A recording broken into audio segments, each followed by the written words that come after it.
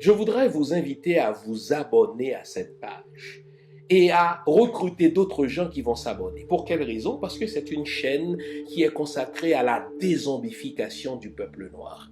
Vous savez, en ma qualité de théologien, d'historien et d'expert en management public, je décide de mettre toute mon énergie et toute l'équipe qui travaille avec moi décide aussi de mettre toute son énergie à la dézombification du peuple noir.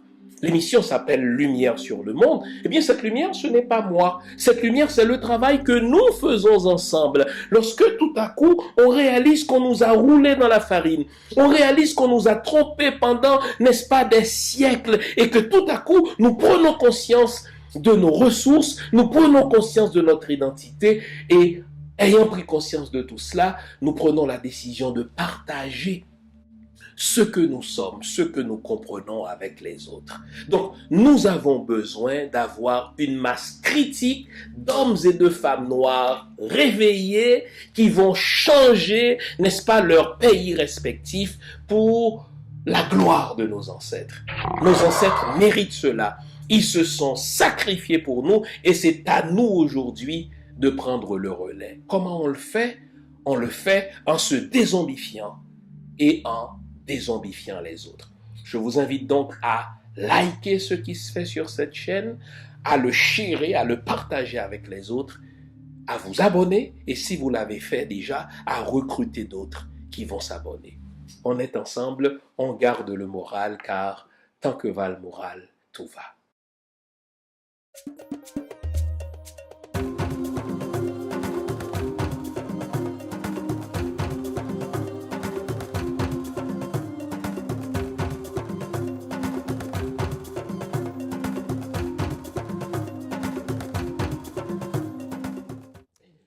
Bonjour le monde, bonjour mesdames, bonjour messieurs, bienvenue à cette autre édition de l'émission Lumière sur le monde. Comment allez-vous?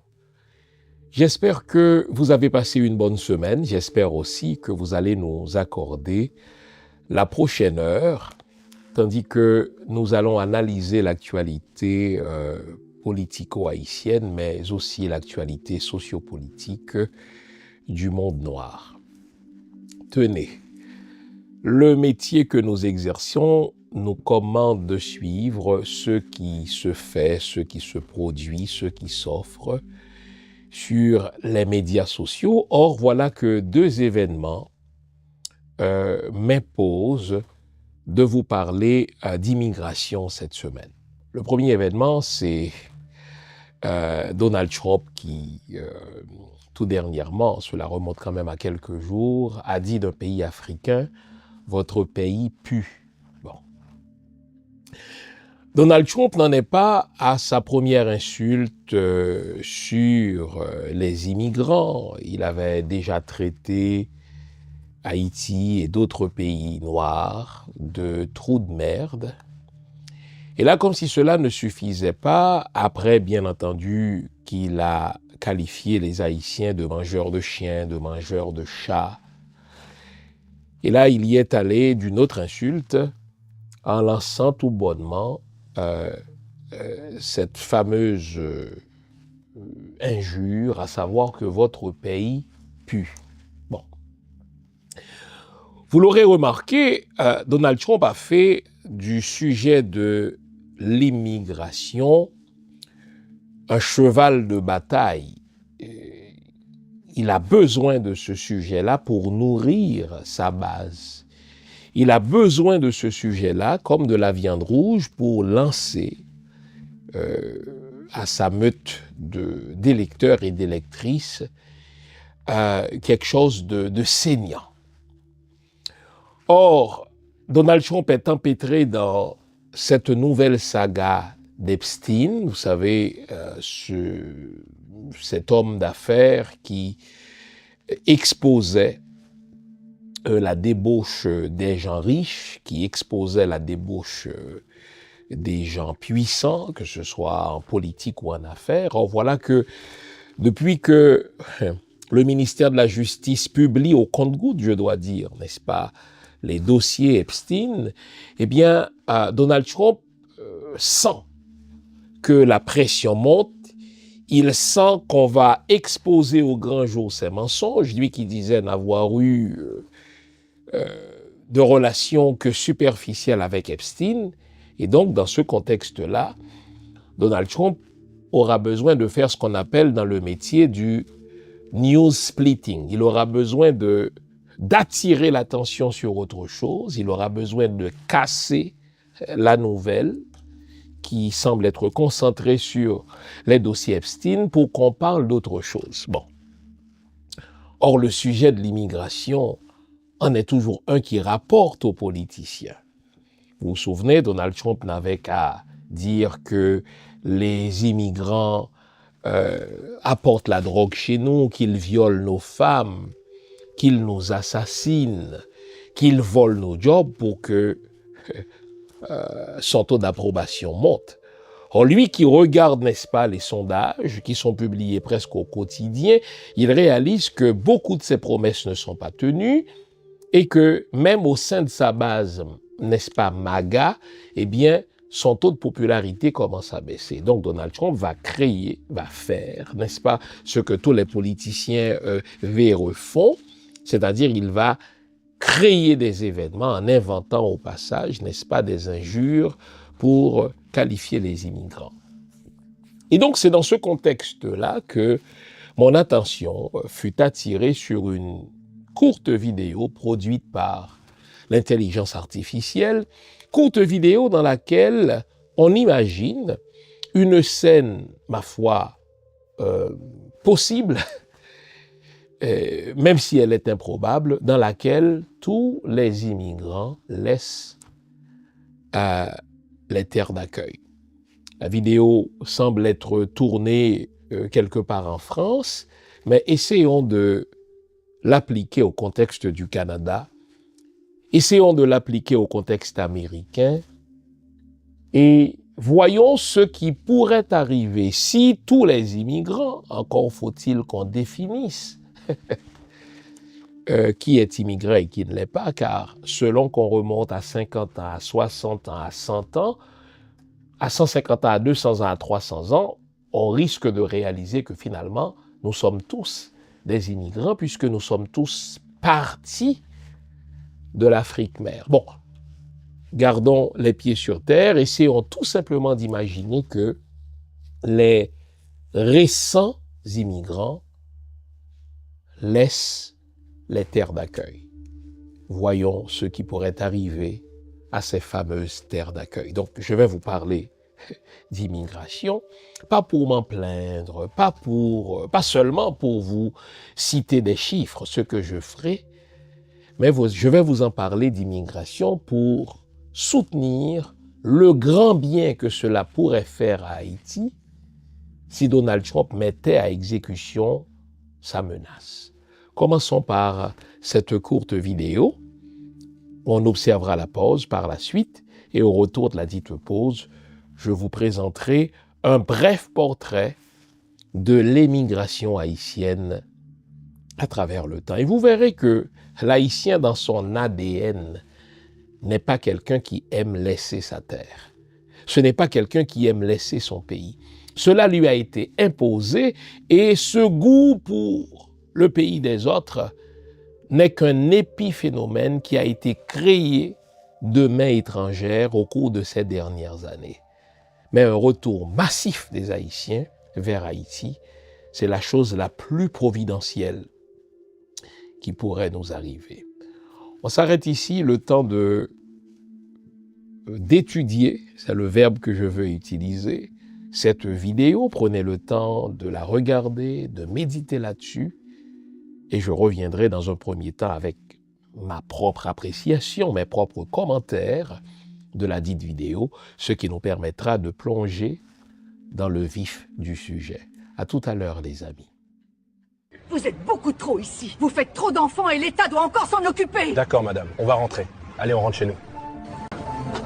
Désolé, les pensions ne passent plus, madame. Il n'y a plus assez de jeunes pour travailler et soutenir le système. Il y a presque personne, mais où sont Bardella, Zemmour, Hanouna et Sarko? Ils sont tous rentrés chez eux. Eux aussi étaient étrangers. Mais où sont passés tous les autres, Mohamed, Moussa, Charifi et tout le bazar? Ils sont tous retournés chez eux, monsieur. C'est pour ça qu'il y a presque plus personne ici pour récolter. Mais comment ça? Retournez où? Et mes tomates? Qui va s'en occuper? Ça n'avance pas du tout. On va y passer la journée. Il pourrait mettre quelqu'un de plus jeune quand même. Oh, je vous entends, hein. Je fais comme je peux, moi. Les jeunes, ils sont tous partis. Monsieur, s'il vous plaît, il vous resterait du ruban adhésif à 1 euro. Ah, désolé, moi je ferme. Vous pouvez aller chez le français juste en face, mais là-bas c'est 10 euros. Moi, je rentre en Chine. Ah, d'accord. Monsieur, s'il vous plaît, vous êtes le seul fast-food encore ouvert. J'ai très faim. Je veux juste un kebab. Désolé, madame. Je rentre en Turquie. Vous pouvez acheter du bœuf bourguignon pour 50 euros chez le français d'en face. Bonne nuit. Maman, je veux aller au concert de Gims, Dajou et Taïk. Il y aura plus de concert, ma chérie. Ils sont tous rentrés. Et Yous, Gazo, Keblak et Naza. On fait comment maintenant? Je les aimais bien, moi. Mais on trouvera autre chose, promis. Mais pourquoi tous les travaux sont en pause ici? Ils sont tous partis, monsieur. Je peux pas construire un immeuble tout seul. Ils vont annuler le contrat. Je suis foutu.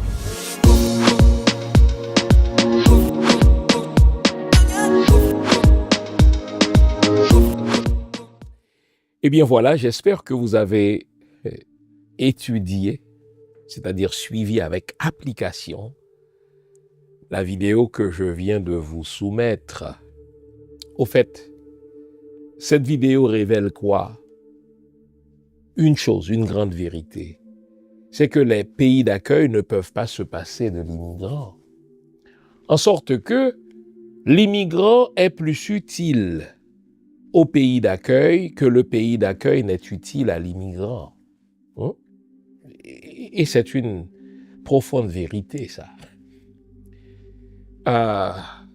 Puisque charité bien ordonnée commence par soi-même, j'essaie d'imaginer ce que serait le système de santé québécois sans l'apport massif des infirmières haïtiennes, des préposées haïtiennes, des auxiliaires infirmières haïtiennes et surtout des médecins haïtiens. Vous savez, je vous avais promis de parler de chiffres. Vous savez qu'il y a beaucoup plus de médecins haïtiens au Canada qu'il y en a en Haïti. Et devinez, où sont formés ces médecins haïtiens? Je vous le donne en mille, en Haïti.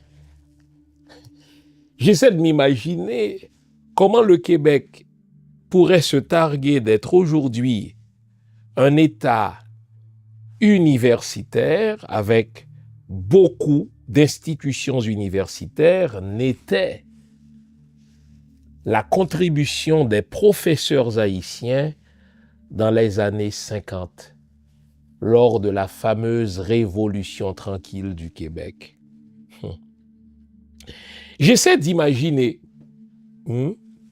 ce que serait le système de santé américain n'était la contribution des médecins haïtiens qui représentent 13% des médecins noirs aux États-Unis. Là, je vous donne seulement quelques exemples en termes de contribution professionnelle, mais essayons d'imaginer ce que serait, exemple, le Québec sans le patrimoine immatériel des Haïtiens. Et là, je parle de notre patrimoine culturel. Essayons seulement d'imaginer, c'est là où ça va faire mal. Ce que seraient les sociétés occidentales n'était l'apport démographique des immigrants. Vous savez pourquoi le Canada est obligé d'ouvrir ses frontières aux immigrants? Mais c'est parce que le Canada est un pays sous-peuplé. C'est le deuxième plus grand pays de la Terre, après la Russie, mais c'est un pays dont la population est inférieure à la population de l'État de New York, imaginez. Et cela veut dire plusieurs choses. Cela veut dire que l'armée canadienne est insuffisante numériquement. Cela veut dire, et c'est l'autre point qu'il faut souligner, si la population des sociétés occidentales est vieillissante, cela veut dire que dans les prochaines années, il n'y aura pas suffisamment de travailleurs pour supporter les charges de l'État, car l'État n'invente pas l'argent.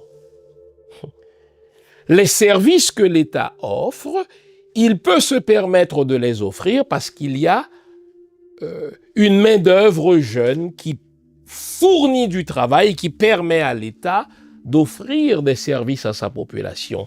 Or, imaginez ce qui va se passer dans les prochaines années. Maintenant qu'on sait que démographiquement, les sociétés occidentales sont vieillissantes.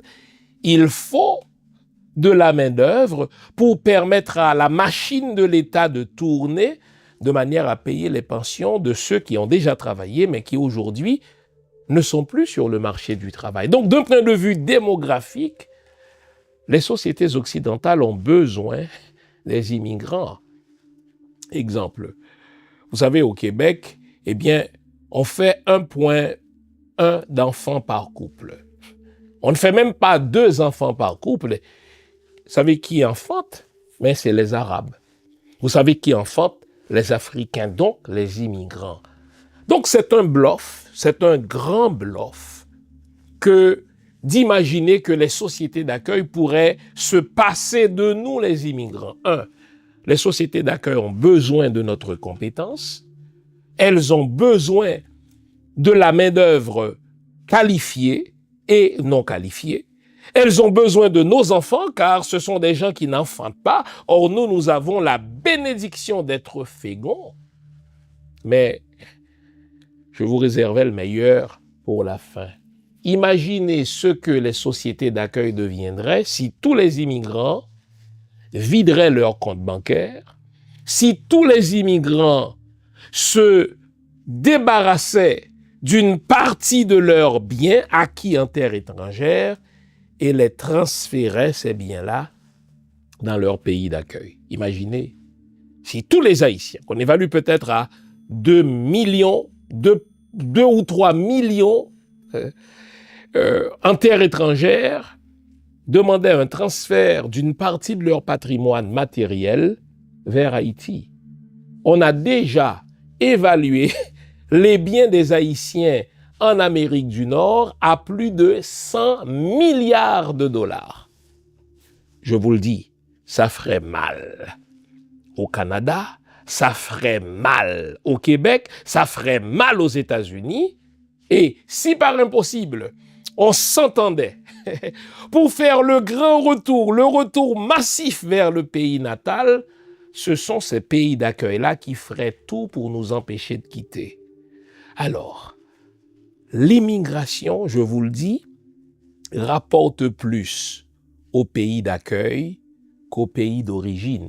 Donc, quand Donald Trump lance ces fameuses phrases, ces fameuses insultes, à savoir que l'immigrant apporte de la drogue chez nous, il viole nos femmes, il mange le chien, il mange le chat des voisins, il fait tout simplement de la petite politique mesquine. Il va gratter les poils des plus grincheux de son électorat, mais dans la vraie vie, les sociétés d'accueil ont plus besoin des immigrants que les immigrants n'ont besoin des sociétés d'accueil. Je vous ai esquissé un certain nombre de raisons démographiques. Les sociétés occidentales ne font plus d'enfants. Leurs sociétés, n'est-ce pas, sont vieillissantes, donc elles auront besoin de main-d'œuvre pour continuer à faire tourner la machine de l'État. Les sociétés d'accueil ne peuvent pas se passer des compétences qu'on a acquises en partie dans nos pays d'origine et en partie dans leur propre pays. Ces sociétés-là ont besoin de nous, mais si jamais on devait vendre une partie de notre patrimoine matériel, et si on devait transférer cette partie-là vers nos banques dans nos pays d'accueil, dans nos pays d'origine, je vous le jure que ce sont les pays d'accueil qui se mettraient à genoux pour nous supplier de rester chez eux. Alors, c'est tout ce que cette petite vidéo de 2 minutes nous enseigne et je tenais à illustrer cette vérité-là à l'aide d'exemples tirés du Québec que je connais bien et de quelques exemples des États-Unis. Donc quand Donald Trump lance ses insultes contre les immigrants, c'est parce qu'il ne comprend pas grand-chose aux besoins fondamentaux de cette ère d'accueil qui ne peuvent se passer de nous, les immigrants. Alors, vous avez vu le titre de l'émission de ce matin, USA, Haïti, immigration, Donald Trump ou le retour providentiel des Haïtiens vers Haïti. Si je dis providentiel, c'est que je crois que le retour des Haïtiens que Donald Trump menace de déportation vers Haïti, ce retour-là va être une bénédiction pour Haïti. C'est comme ça qu'il faut le voir. Vous savez, quelle a été et quelle est encore la plus grande victoire du blanc malveillant, de l'occidental malveillant? Il a réussi à nous faire croire qu'on a plus besoin de lui qu'il n'a besoin de nous. J'ai suivi, je vous ai parlé de 2 événements au début de l'émission, l'évolution d'une arrestation d'une personnalité du monde médiatique haïtien. Une arrestation comme on en voit tous les jours. Probablement une petite chicane entre couples. Il en est résulté un bruit et les voisins ont appelé la police. La police vient et procède à l'arrestation pour faire la paix. Et voilà que de cette arrestation découle une menace de déportation de cette personnalité du monde médiatique. Bon, écoutez, c'est pas notre pays d'origine. On risque d'être déporté à tout moment. Il suffit que les législateurs changent les lois pour qu'on soit déportable comme les autres. Mais ce qui m'a fait mal, et surtout ce qui m'a commandé de présenter l'émission sur l'immigration haïtienne, un bref portrait, et comment l'immigration haïtienne a plutôt rapporté au pays d'accueil qu'à Haïti, c'était de voir comment la nouvelle de la déportation possible ou probable de cette personnalité médiatique est perçue comme une malédiction. Bon Dieu, pauvre lui, il sera déporté en Haïti. Qu'est-ce qu'il va advenir de lui? Bon Dieu, c'est comme si tout à coup, ne plus pouvoir mettre le pied aux États-Unis devient la malédiction suprême. En sorte que certains semblent plus craindre la déportation que la mort. Mais depuis quand vivre aux États-Unis est-elle notre seule planche de salut?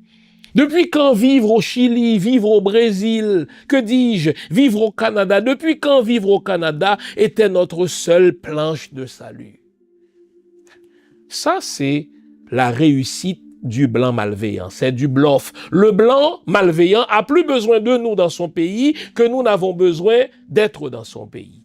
Pour cela, quoi de mieux en tant qu'historien de vous brosser à nouveau un bref portrait historique de l'émigration haïtienne. Vous allez voir que ce goût pour les pays des autres, il est superficiel, il est tout récent, car dans l'ADN de l'Haïtien, le meilleur pays, c'est Haïti. On va donc observer une pause, et au retour de la dite pause, je vais vous brosser ce portrait de l'émigration haïtienne. Et vous y découvrirez de grandes vérités qui portent à réfléchir. Et tenez, mon technicien me rappelle que j'ai oublié de vous demander de boire votre tasse de café. Tenez, même notre café qu'on boit ici, il vient d'ailleurs. Voyez, même pour quelque chose d'aussi simple que le café, il vient d'ailleurs. Autrefois, il venait d'Haïti, mais aujourd'hui, il vient du Brésil, il vient de l'Afrique, etc. Allez, offrez-vous cette tasse de café, cette tasse de thé, et ayons toute notre tête pour regarder la suite de l'émission. À tout à l'heure, les amis. Vous nous l'avez demandé, nous avons le plaisir de vous apprendre que désormais, nos émissions, toutes nos émissions, sont disponibles avec des sous-titrages en 3 langues, en français, en anglais et en créole. Nous sommes conscients que l'émission Lumière sur le Monde est devenue une véritable plateforme familiale autour de laquelle des parents et des enfants se réunissent pour s'informer de ce qui se fait en Haïti, en Afrique ou ailleurs dans le monde. Pour vous faciliter la vie, nos émissions sont désormais disponibles avec des sous-titrages en 3 langues, français, créole et anglais. Nous progressons avec vous, nous marchons avec vous, de manière à relever nos communautés et nos peuples. Nouveau, toutes nos émissions sont disponibles avec des sous-titrages en français, en anglais et en créole. Pour parler de l'émigration haïtienne, vous notez la différence.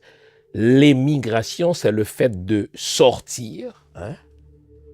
Le préfixe « et » signifie « hors d'eux », tandis que l'émigration, c'est le fait d'entrer. Donc, vu du point de vue de la terre d'accueil, c'est de l'immigration, mais du point de vue du pays du ressortissant immigrant, c'est de l'émigration. Donc, je vais vous présenter un bref portrait historique de l'émigration haïtienne, c'est-à-dire du phénomène par lequel l'Haïtien laisse son pays. Et je vous dirais que l'émigration haïtienne n'est pas naturelle. L'Haïtien est attaché à sa terre. Si vous voulez un exemple de cela, relisez la première constitution d'Haïti, la constitution impériale, celle du 20 mai 1805. Dans cette constitution, le très bien-aimé empereur Jean-Jacques Dessalines, un avant-gardiste, un dieu fait chair, le seul qui soit fait chair d'ailleurs, les autres dieux ne sont que des mythes. Ne parle-t-on pas de Noël ces jours-ci? Bref, de nativité. Allez savoir quand. Alors, je dis, si vous relisez cette première constitution haïtienne, la constitution du bien-aimé empereur Jean-Jacques Dessalines, vous y découvrirez que l'empereur menace de déchéance de la nationalité haïtienne l'Haïtien qui laisse son pays. Cela ne vous surprend-il pas? La première constitution haïtienne dit aux Haïtiens, si vous laissez Haïti, vous perdrez votre nationalité haïtienne. Vous serez déchus de votre nationalité. Pourquoi? Parce que la richesse se trouve dans nos terres. Hein? L'un des premiers hymnes qu'on chantait d'ailleurs, qui a failli être un hymne national, dit ceci, eh bien, notre fortune est là dans nos vallons. Notre fortune se trouve dans notre terre. Donc, lorsque nous avons acquis notre indépendance, à prix de sang, lorsque nous avons conquis notre indépendance, lorsque nous avons battu les armées espagnoles, anglaises et françaises, ce n'était pas pour laisser notre pays, c'était pour y vivre et pour y vivre jusqu'à notre dernier jour. Et la première constitution rappelle qu'on risquait la déchéance de notre nationalité seulement en laissant Haïti. On aimait Haïti, on l'aime encore, mais on voulait y vivre. Et au fait, quand l'Haïtien laissait Haïti, cela faisait peur aux autres. Pourquoi, selon vous? Parce que l'Haïtien était perçu comme porteur de liberté. Il était perçu comme porteur d'indépendance. Il était perçu comme porteur de lutte pour l'autodétermination des peuples. En sorte que quand un Haïtien arrivait dans le port d'un pays étranger, il était tout de suite mis aux arrêts. Pour quelle raison? On dit, ah, si on le laisse chez nous, il va semer les graines de la liberté. Si on le laisse chez nous, il va semer la graine de la fierté humaine. Si on le laisse chez nous, il va semer la graine de la lutte pour l'abolition de l'esclavage. On l'arrêtait et on le retournait chez lui. où il était toujours le bienvenu. Donc, dans l'histoire de l'émigration haïtienne, il faut périodiser, il faut partir, mettons, de 1804 jusqu'à 1915. Et je vous dirai ce qui va changer à partir de 1915. Est-ce à dire qu'entre 1804 et 1915, l'Haïtien ne voyageait pas? Il voyageait. Et il faut, là encore une fois, faire une différence, établir le distinguo entre voyage et émigration. L'Haïtien voyageait. Il voyageait pour des raisons commerciales. Nos commerçants se rendaient partout, en Europe, même aux États-Unis, n'est-ce pas, en Amérique, pour soit y vendre, n'est-ce pas, leurs marchandises, ou alors pour importer en Haïti les produits des autres. L'Haïtien voyageait, il voyageait pour des raisons d'affaires, il voyageait aussi pour des études. C'est ainsi, j'aime à rappeler, vous avez sûrement vu le film Titanic. Dans le film Titanic, on nous présente l'acteur principal, Leonardo DiCaprio, pour ne pas le nommer, mais notez qu'il est blanc. Eh bien, il se serait rendu, n'est-ce pas, en France, enfin en Europe, et de l'Europe, il a pris le Titanic pour revenir en Amérique, mais le personnage principal de cette histoire, c'est un noir. Le personnage principal de cette histoire, c'est un Haïtien. Le personnage principal de cette histoire, c'est un Capois de ma ville natale du nom de Joseph Laroche. Ses parents faisaient partie de la bourgeoisie marchande du Cap et on l'envoyait compléter des études, n'est-ce pas, en France. Il devait étudier l'agronomie pour revenir en Haïti, question de rentabiliser les terres familiales. Et voilà, quand tentant de rentrer avec sa famille en Amérique, vers les États-Unis, donc vers New York, et de New York vers Haïti, il est arrivé ce qui est arrivé, c'est-à-dire le Titanic a coulé. Bon. Celui qui a réalisé le film, dans son racisme, s'est dit, il a fait le calcul mathématique suivant, il a fait le calcul commercial suivant, si on fait du personnage principal de ce film un personnage noir, c'est vraiment ça qu'il a raconté dans le magazine Ebony. Il a dit, on sait que cette histoire concerne un noir, on sait que cette histoire concerne un Haïtien, mais on s'est dit, pour des raisons commerciales, si on veut que le film soit vraiment universel, qu'il soit admiré universellement, vous voyez son racisme, il est préférable que le personnage ne soit pas noir, qu'il soit blanc. Parce qu'on disait, écoutez, un film dont le premier personnage est noir ne fera peut-être pas recette, ce que le film Black Panther a démenti, bien sûr. Le film Black Panther a fait, ma foi, des recettes inespérées et inédites au box-office, ce qui fait démentir, justement, le racisme de ce réalisateur blanc. Et ce qu'on a fait de Joseph Laroche dans le Titanic, c'est seulement une illustration de ce qu'on a fait à d'autres Noirs qui ont inventé, qui ont créé, qui ont contribué au développement des peuples occidentaux. Mais à chaque fois, qu'est-ce qu'on va faire? On va javeliser le personnage, on va en faire des Blancs comme si les succès ne peuvent provenir que des Blancs. Mais restons-en à l'histoire de l'émigration. Alors je disais, entre 1804 et 1915, l'Haïtien voyageait pour étudier, il voyageait pour affaires, mais il revenait chez lui. Il revenait chez lui. Et vous savez qui va casser ça? Les Américains. Les Américains vont arriver chez nous en 1915. Ils vont vouloir contrôler la population, ils vont vouloir contrôler notre système éducatif. Ils vont vouloir casser la résistance anti-américaine haïtienne, et c'est une résistance qui demeure. J'aime bien le dire à Donald Trump, il faut lui dire, l'Haïtien va aux États-Unis parce que les États-Unis ont contribué à déstabiliser son pays, mais l'Haïtien est fondamentalement anti-américain. En sorte que quand l'ambassadeur américain se permet de s'ingérer dans nos affaires personnelles, dans nos affaires souveraines, il goûte une fois de plus, une fois encore, à notre anti-américanisme. On vit chez vous parce qu'on est obligé de vivre chez vous, parce que vous avez contribué à déstabiliser notre pays.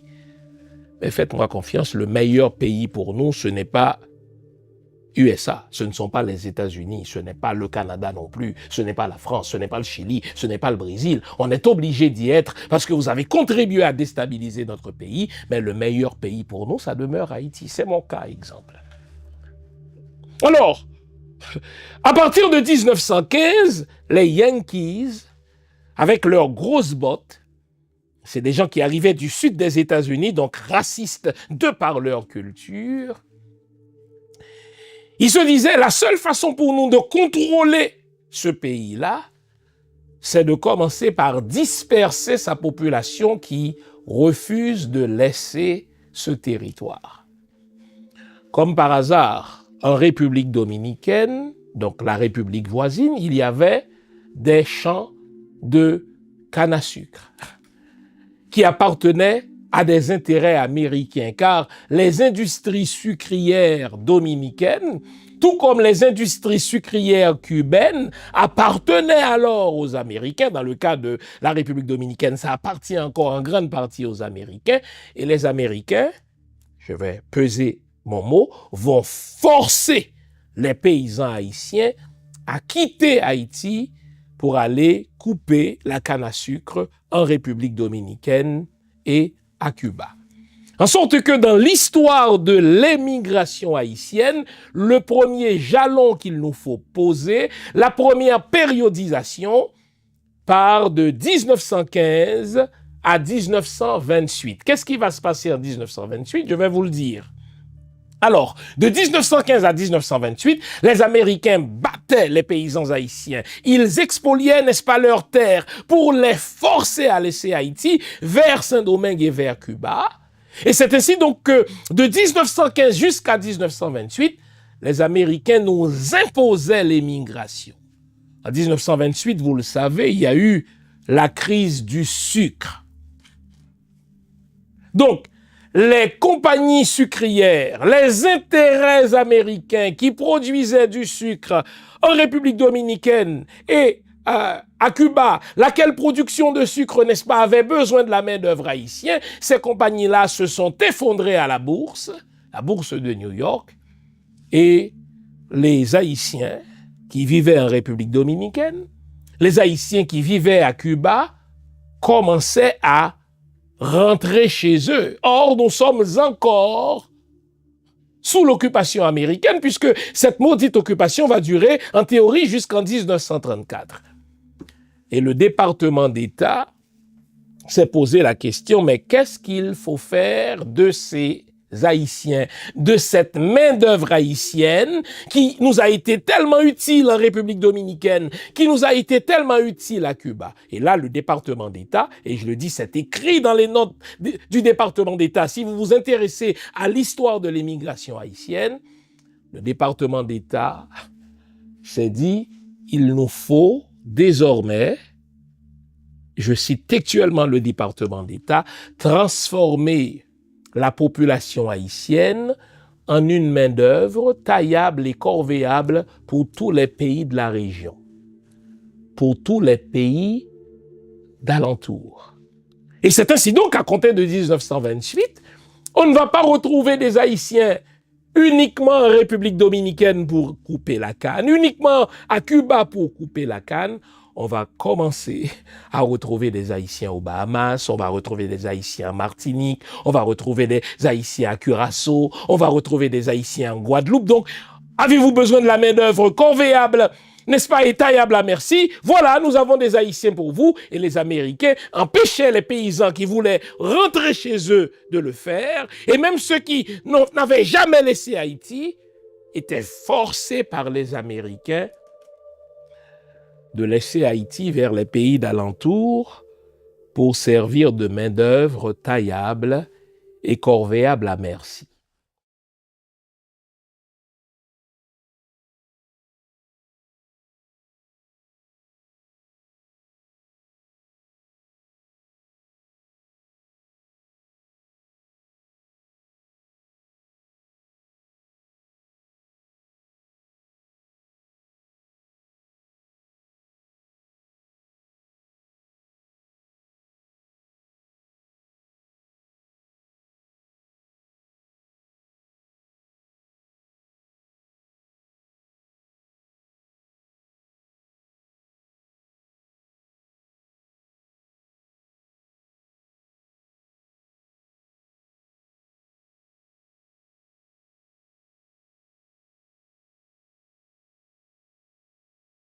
Merci.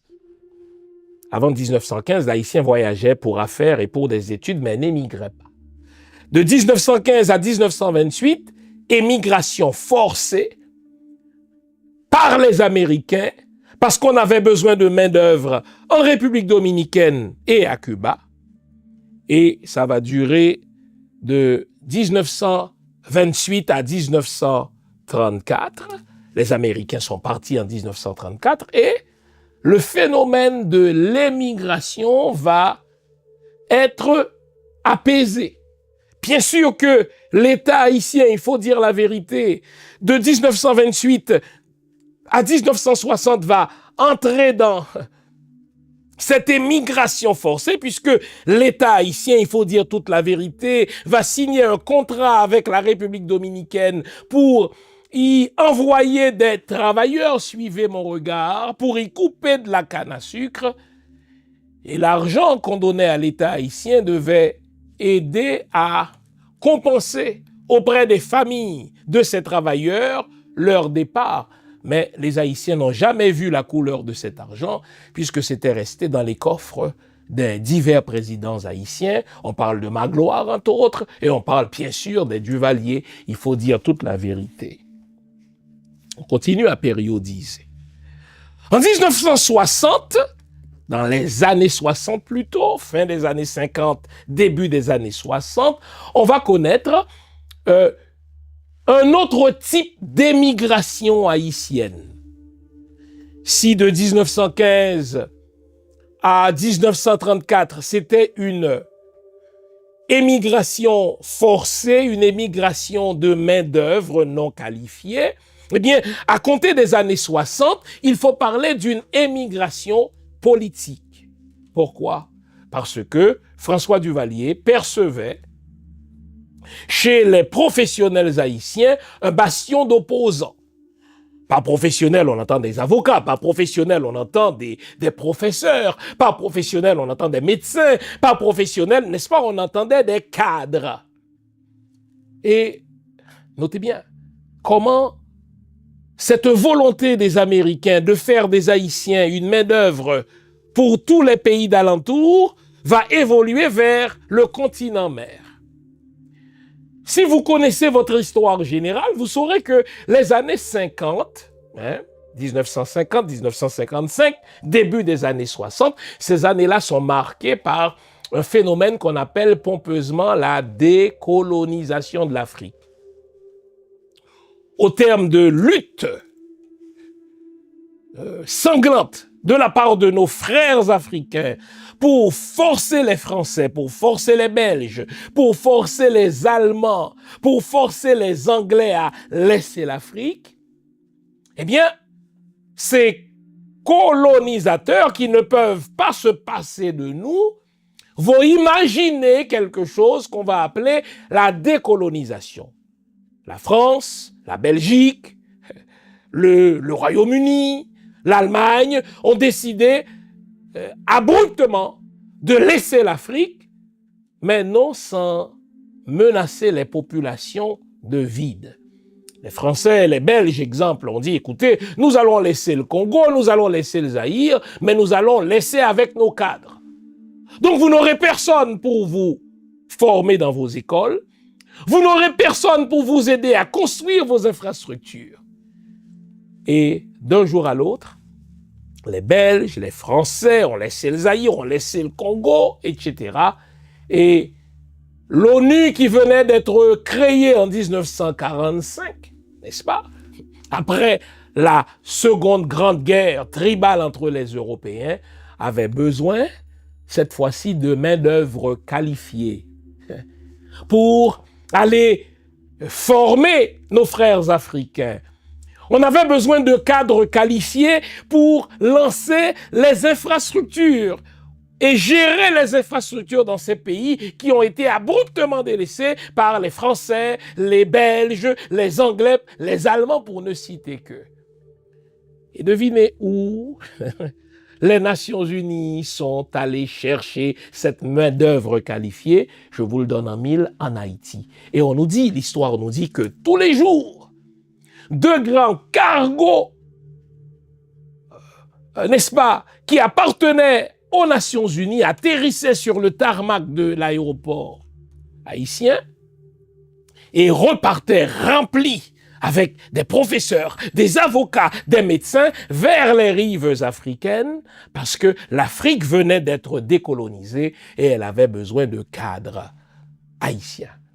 Quelle ne fut ma fierté lors de mon dernier voyage en Afrique, mais mon premier en Afrique de l'Ouest, de rencontrer, exemple, le ministre de la Culture du Togo, qui m'a dit, écoutez, moi, monsieur, mes meilleurs professeurs étaient des Haïtiens. Le ministre des Finances m'a dit la même chose. J'ai rencontré quelqu'un qui a fait le voyage depuis la Côte d'Ivoire pour venir assister, n'est-ce pas, à ce 9e congrès et qui fut tellement heureux de me dire, écoutez, moi, mes professeurs sont des Haïtiens. Il y en a même qui m'ont dit, écoutez, moi, mes parents sont Haïtiens. Ils sont arrivés, n'est-ce pas, en Afrique à la fin des années 50. Ils ont construit une famille et moi-même, je suis le fils d'un couple haïtien. Donc, voyez, exactement ce que les Américains avaient voulu faire de nous, une main-d'œuvre, n'est-ce pas, pour tous les pays sauf pour Haïti, cela s'est poursuivi dans les années 60, ce qui correspond ou qui coïncide avec la décolonisation de l'Afrique. Donc, dans les années 60, on va avoir plutôt une émigration politique. Ceux qui étaient formés étaient perçus comme des ennemis de Duvalier. Donc, Duvalier les laissait partir avec la complicité de la communauté malveillante internationale. On se rendait en Afrique pour aider, tant mieux, nos frères africains. Et dans cette périodisation de l'émigration haïtienne, il faut parler des années 80. Qu'est-ce qui va se passer dans les années 80? Eh bien, on va découvrir tout à coup la peste porcine africaine.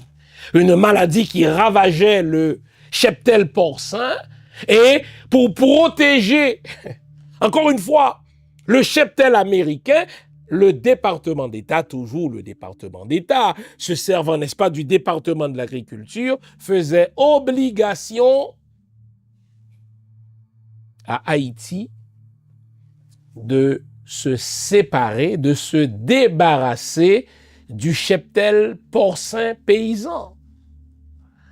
L'économie paysanne haïtienne dans les années 80 reposait en grande partie sur le cheptel porcin.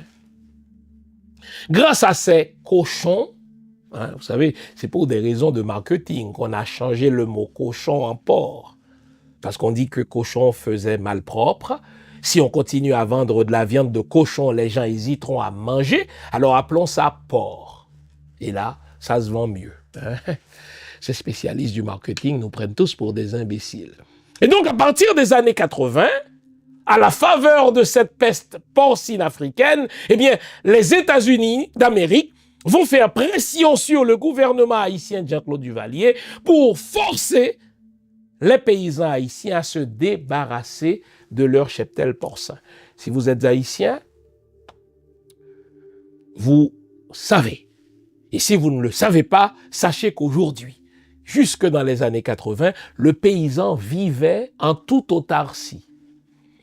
Tout ce dont il avait besoin pour vivre, tout ce dont il avait besoin pour élever sa famille se trouvait dans sa cour arrière.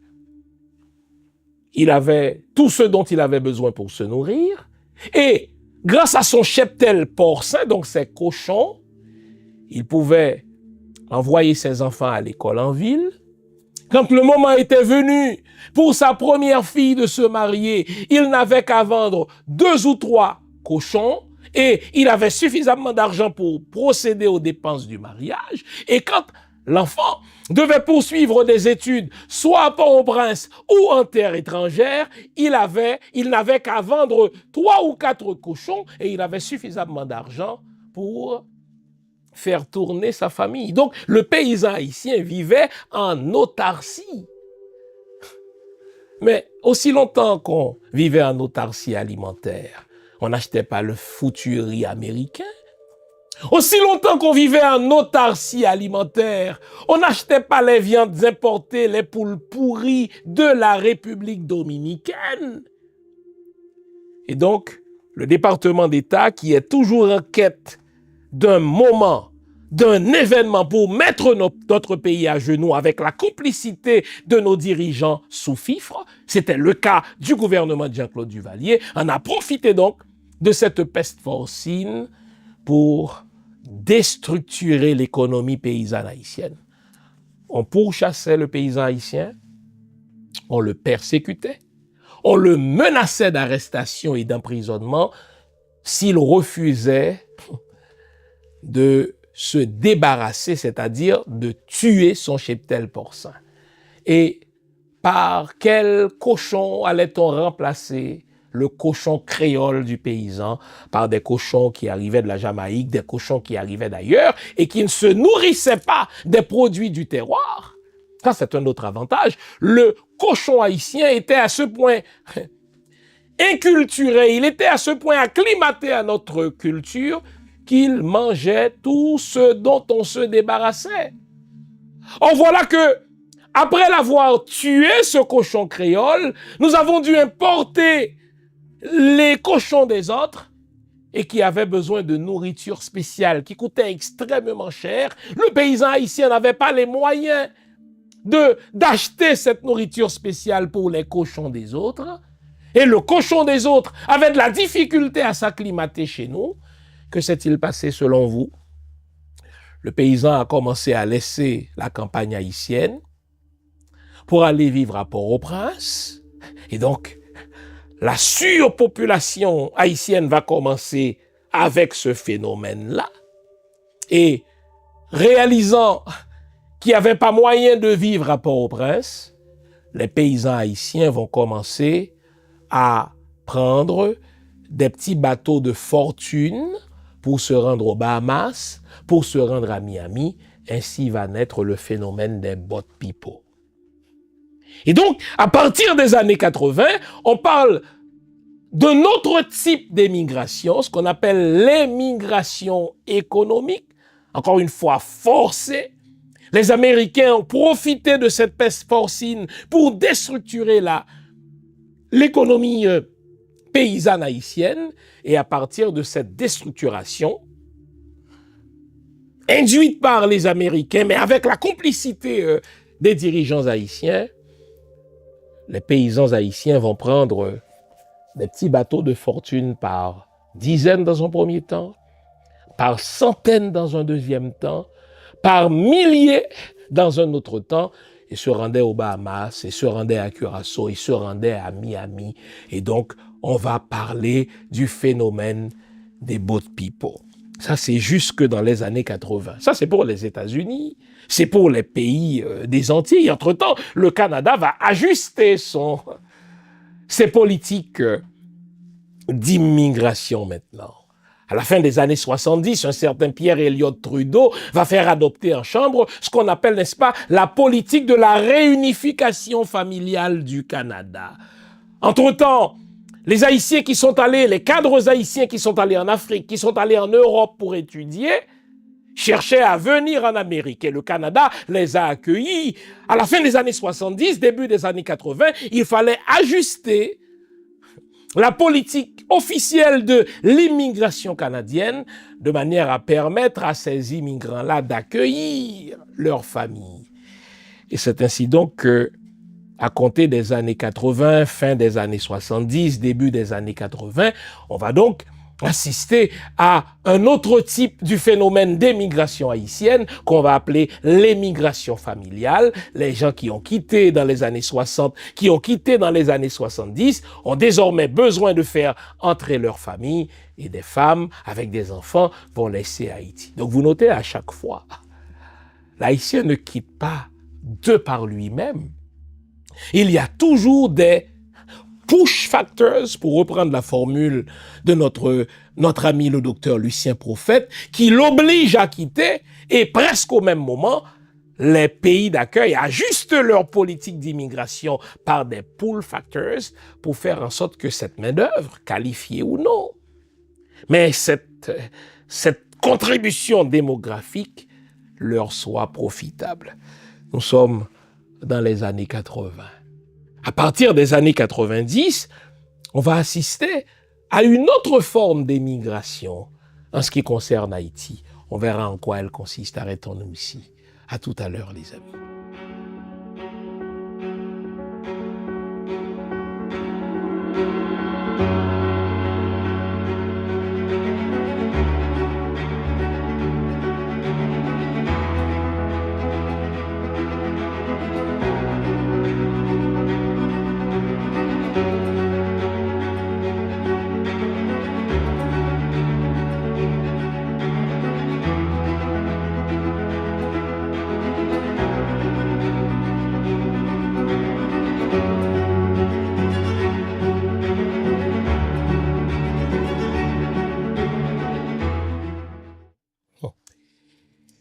Donc, avant la pause, je vous avais dit qu'à compter des années 90, il va y avoir une autre forme, un autre type d'émigration haïtienne.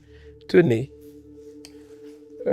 si je dis un certain Jean-Bertrand Aristide, ça vous dit quelque chose? Tenez, bien sûr. Au grand désarroi, aux grandes dames des Américains et de la communauté, d'une certaine communauté internationale malveillante. Donc, aux grandes dames, au grand désarroi, le département d'État n'avait pas anticipé l'élection d'un certain Jean-Bertrand Aristide. Prêtre populaire, mais extrêmement populaire, probablement le président le plus populaire de toute l'histoire d'Haïti. Vous aimerez ou n'aimerez pas l'homme, mais il faut lui donner cela.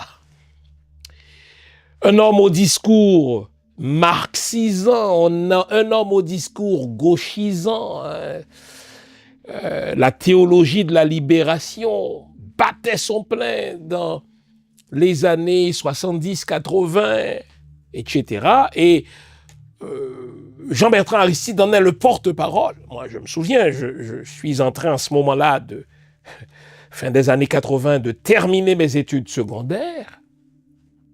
Et à chaque fois que Jean-Bertrand Aristide prêchait depuis sa paroisse Saint-Jean-de-Bosco à Port-au-Prince, eh bien, c'est Haïti qui résonnait. Et une fois, enfin, il est revenu en alma mater, il est revenu au collège Notre-Dame où j'étudiais alors.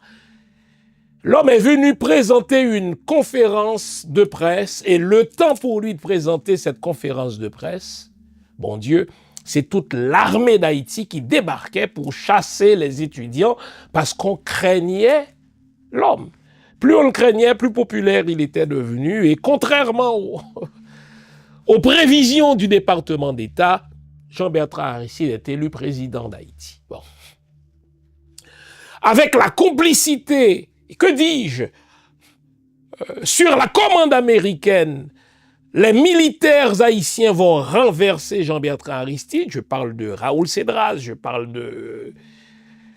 comment il s'appelle l'autre salopard là, Michel, le dealer de drogue.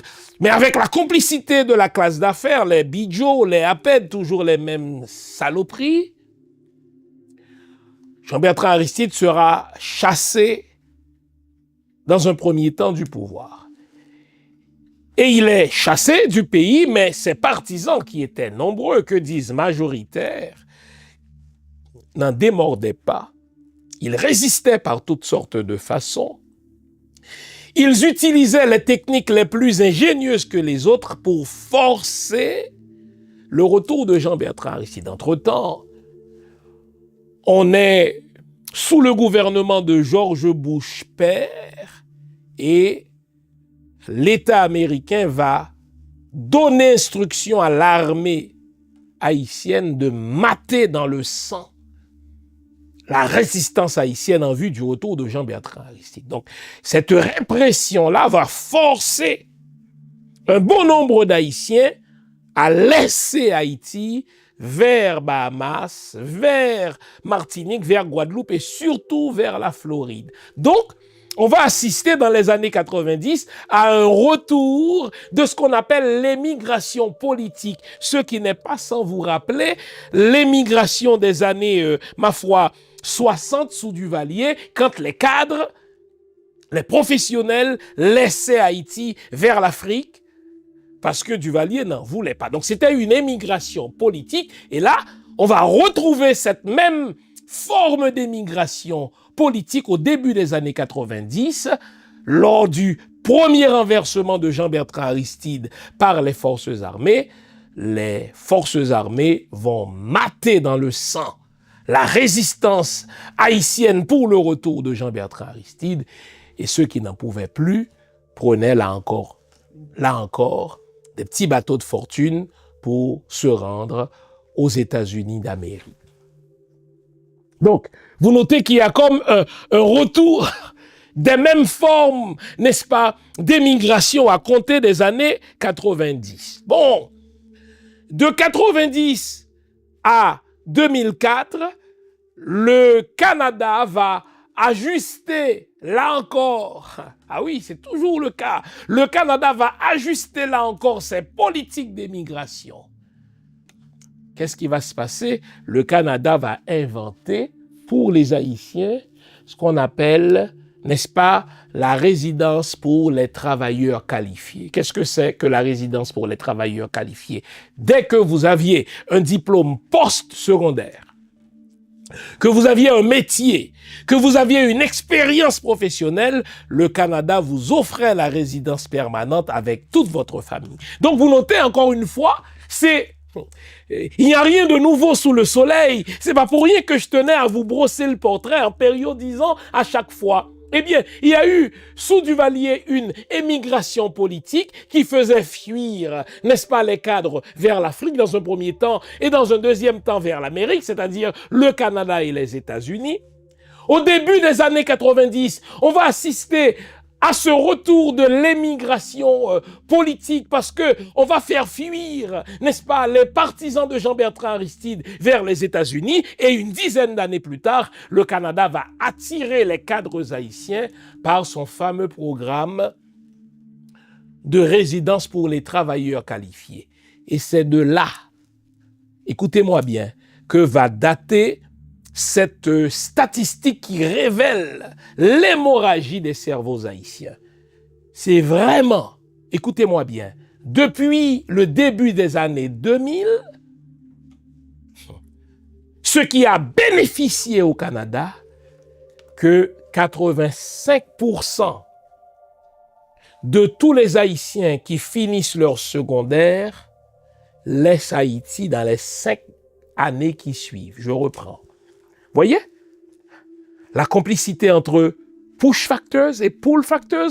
Push factors, il y a des phénomènes internes qui vous poussent à quitter votre pays, d'où le verbe push, pousser. Et au même moment, les pays occidentaux, qu'on appelle improprement terre d'accueil, ajustent leur politique d'immigration par des pull factors pour vous attirer. D'où le verbe pull en anglais. Donc, au même moment où les partisans de Jean-Bertrand Aristide laissaient Haïti forcés par la répression de l'armée, n'est-ce pas, haïtienne, le Canada va retoucher sa politique d'immigration pour inventer ce qu'on appelle la résidence permanente pour les travailleurs qualifiés. Et donc, à compter des années 2000, 85% des Haïtiens qui font des études post-secondaires, c'est-à-dire qui finissent leur bac 2, donc ce qu'on appelait autrefois la philo, et qui fréquentent l'université, qui vont à l'INAGE, qui vont à la faculté des sciences, qui vont étudier le nursing, 85% d'entre eux vont laisser Haïti dans les 5 années qui suivent leur diplomation pour venir où, selon vous? Au Canada, où je vis, pour aller aux États-Unis. Donc, vous notez que l'émigration, dans le cas des Haïtiens, dans le cas des Africains, est plus utile au pays d'accueil qu'elle n'est utile au pays d'origine. Mais vous me direz, ah ouais, mais c'est pas leur faute. C'est aussi leur faute, les amis. C'est aussi leur faute. Le coup d'État contre Jean-Bertrand Aristide, il a été commandé par qui? Par le département d'État. Bien sûr, avec la complicité des militaires haïtiens. Mais ne me dites pas que c'est pas la faute des États-Unis. Ne me dites pas que c'est pas la faute du Canada. En 2004, lorsque Jean-Bertrand Aristide va subir son deuxième coup d'État, ce qui va favoriser le départ, n'est-ce pas, des Haïtiens qualifiés vers le Canada, vers les États-Unis. Ne me dites pas que c'est pas leur faute. Ce coup d'État-là, il a été conçu dans les officines d'Ottawa, dans un endroit qu'on appelle le lac Meech, où le Canada avait juré depuis 2003 que Jean-Bertrand Aristide ne verrait pas la fin de 2004. Et donc le Canada, la France et les États-Unis ont contribué à déstabiliser la culture haïtienne, à déstabiliser le pays, ce qui favorise par le fait même, push factors, le départ des Haïtiens, et au même moment, ils ajustent leur politique d'immigration pour attirer les cadres. Le Canada est le premier bénéficiaire du départ massif des Haïtiens de leur pays d'origine. Ah, vous savez que les Blancs volent en meute. Le Brésil va regarder ça, il va dire, mais putain de merde. Le Canada a créé une politique pour attirer les cadres, pour attirer ceux qui ont un métier, ceux qui ont un diplôme. Mais moi, bientôt, à partir des années 2000, je vais accueillir le mondial.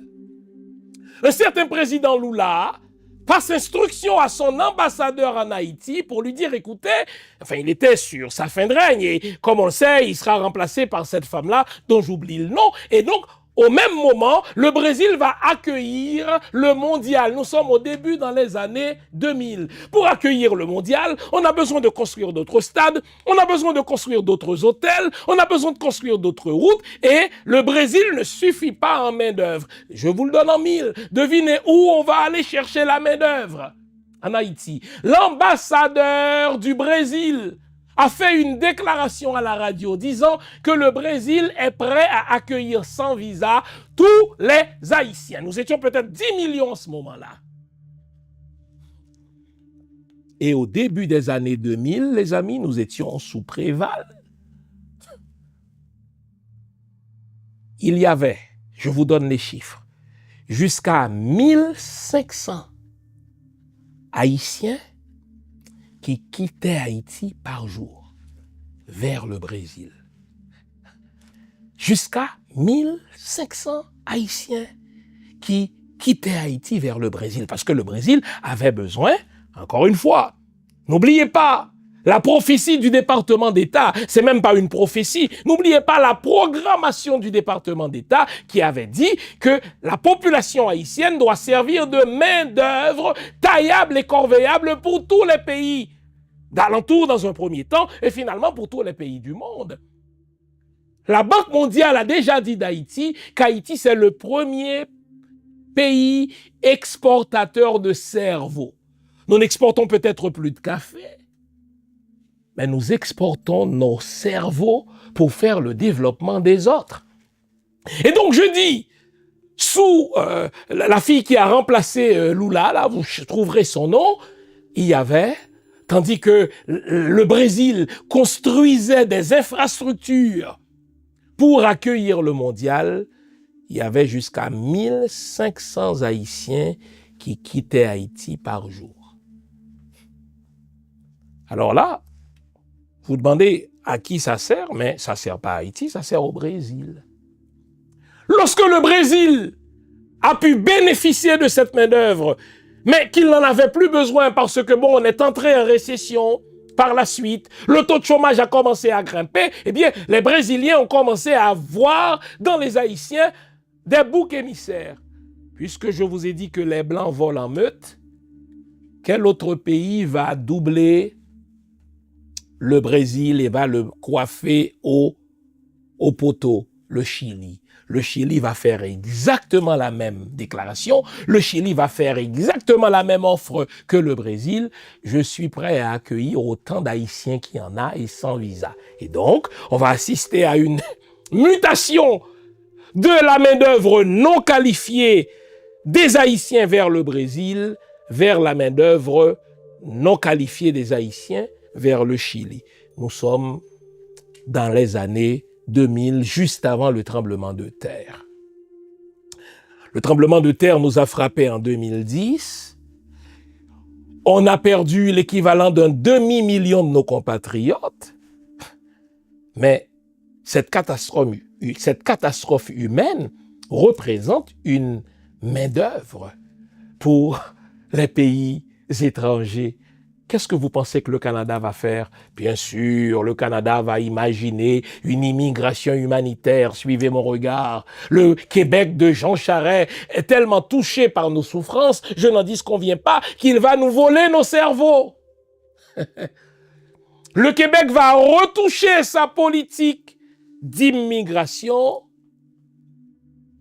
pour permettre donc aux Haïtiens de faire venir leurs oncles, leurs tantes, leurs cousins, leurs cousines, leurs chiens, leurs chats, leurs poules, tout ce que vous voulez.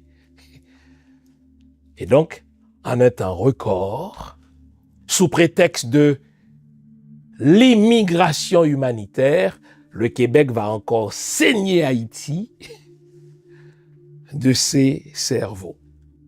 Nous sommes dans les années 2010 et les États-Unis qui regardent cela, qui disent, écoutez, l'immigration humanitaire permet comme par hasard au Canada de piquer plein de cerveaux haïtiens.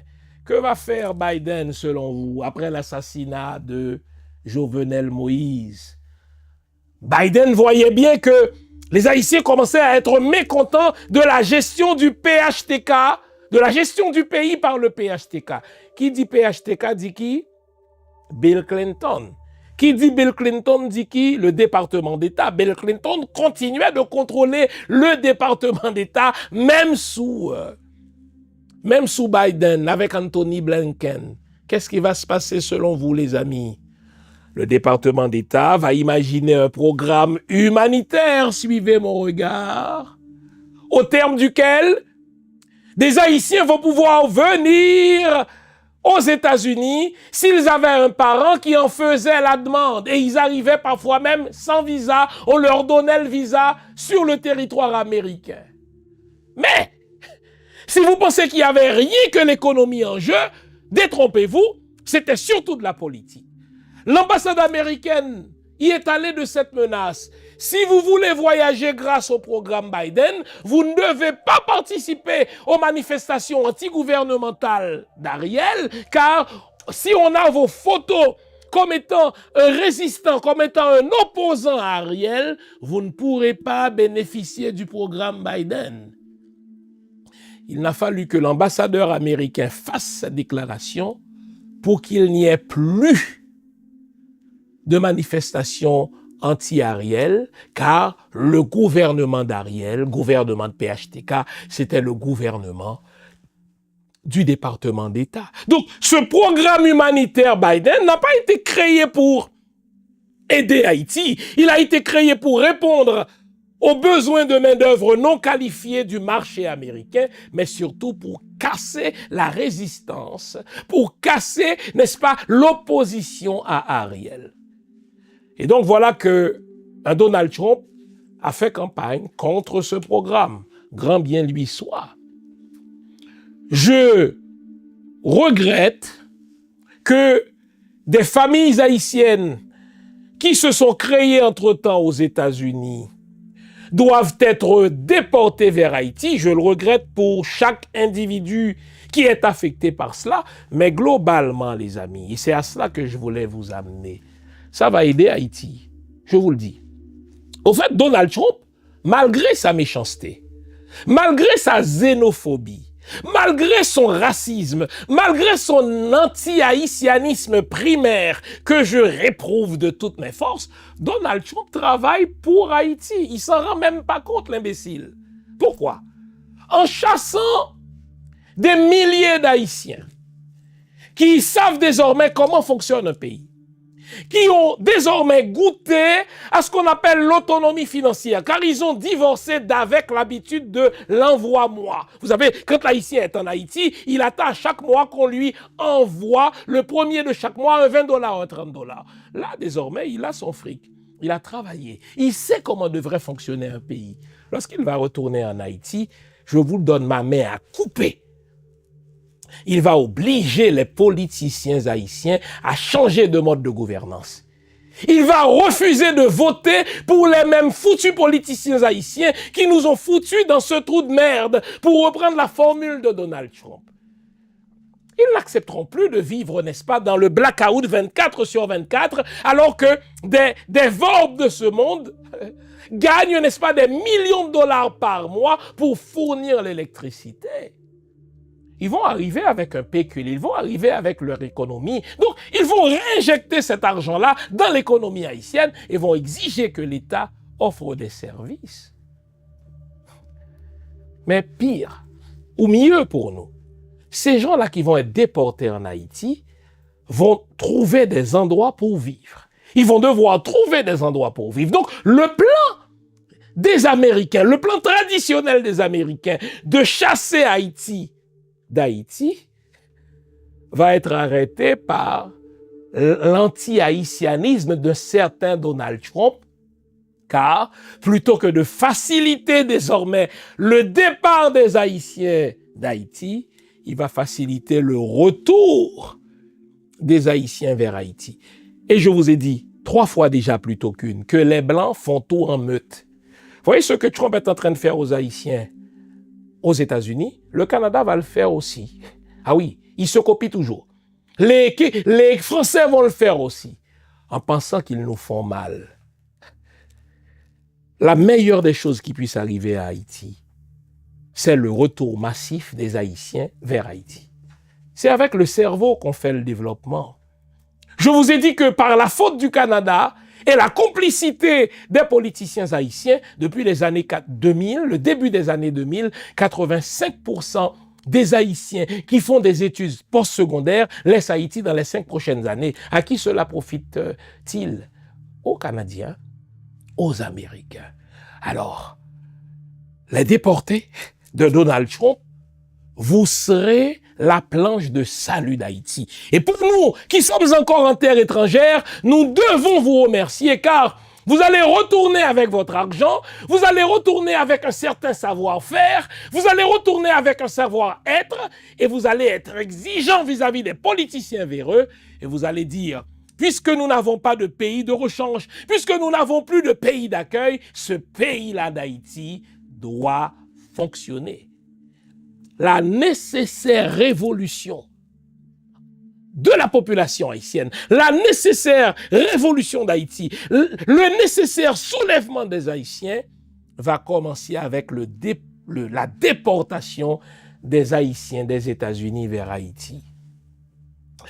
Le Chili voudra probablement suivre l'exemple de Donald Trump. Le Brésil va vouloir suivre l'exemple de Donald Trump. Le Canada, après quelques hésitations, va vouloir suivre l'exemple aussi de Donald Trump. Ce qu'un blanc fait, les autres le font, je vous le dis. Ils volent en meute. Ils font de l'injustice en meute. Et ce qu'ils pensent être une malédiction va être finalement une bénédiction pour Haïti. Savez-vous pourquoi? C'est avec le cerveau qu'on fait le développement. Les Blancs font toujours ça. Ils ont déstabilisé la Syrie au motif que c'était la population syrienne qui se soulevait contre Bachar al-Assad. L'Allemagne a volé 1 million de Syriens. 1 million d'ingénieurs, 1 million de médecins, 1 million de Syriens qui faisaient partie de la classe moyenne et qui sont pour la plupart des universitaires. À terme, à qui ce million de Syriens va-t-il profiter? À la Syrie ou à l'Allemagne? C'est exactement ce que les États-Unis ont fait. Quand Donald Trump chasse les immigrants, c'est parce qu'il ne connaît pas l'histoire. Si les États-Unis sont aujourd'hui une puissance en technologie, c'est entre autres grâce aux Allemands. Vous le savez ça? Les États-Unis ne se seraient jamais rendus sur la Lune si tant est qu'ils s'y soient rendus. Les États-Unis n'auraient jamais eu la bombe atomique avant tout le monde, n'était la contribution de ceux que les Allemands ont chassés. Quand vous dites Einstein, quand vous dites, n'est-ce pas, quand vous parlez de ces scientifiques qui ont aidé les États-Unis à créer la bombe atomique, ils viennent tous de l'Allemagne. C'est l'immigration qui fait le développement. des Américains. Et les Américains ne se seraient jamais rendus sur la Lune s'ils n'avaient accueilli des nazis, des ingénieurs nazis qui travaillaient pour Hitler, qui ont donc assassiné des Juifs et à qui les Américains ont donné une petite sentence bonbon de 6 mois, de 4 mois, et qui ont rapidement travaillé pour la NASA pour donner aux Américains une avance technologique.